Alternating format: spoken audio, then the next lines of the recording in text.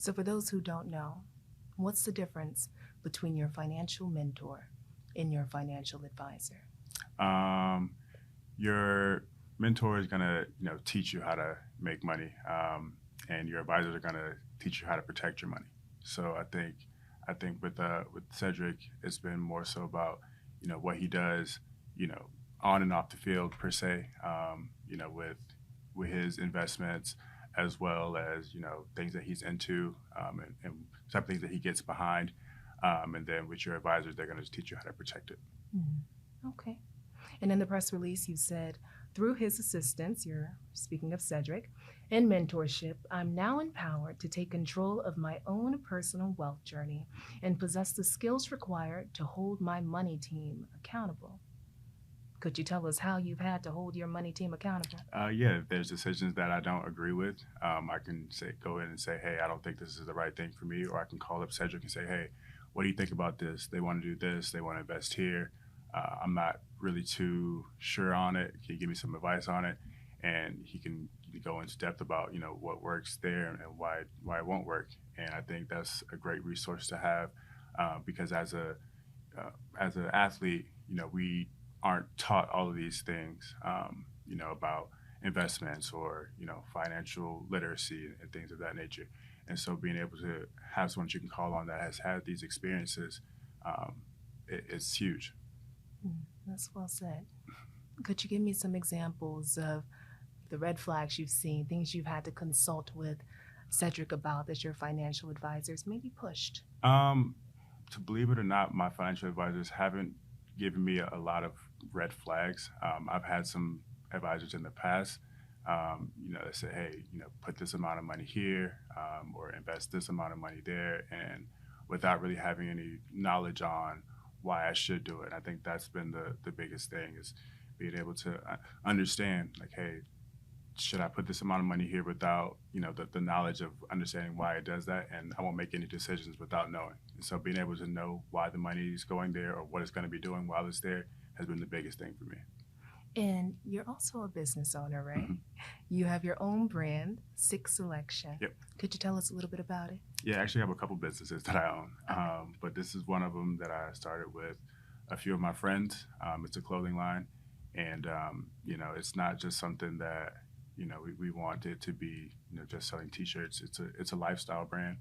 I think that's the biggest thing is that we want to be able to sell this lifestyle and sell our clothes while we do it. And it's me and my two best friends, and they're not just some guys on the street that I just brought along the way.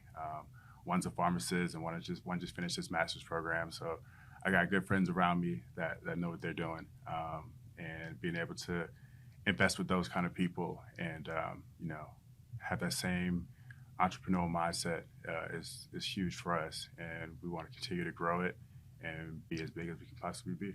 Wow. So, could you tell me about your other business ventures? Yeah, so I actually just got a screen printing company to print the clothes that I make. So, kind of cut out the middleman and do it ourselves. So that was good. I'm also in the real estate. I have a gaming organization, and so I have a couple different things that I do.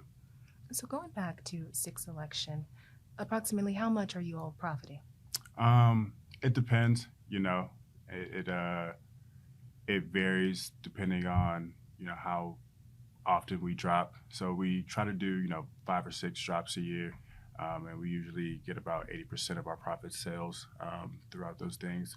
So it varies. So I can't really give you a definite number on that one, but it's actually a pretty good return though.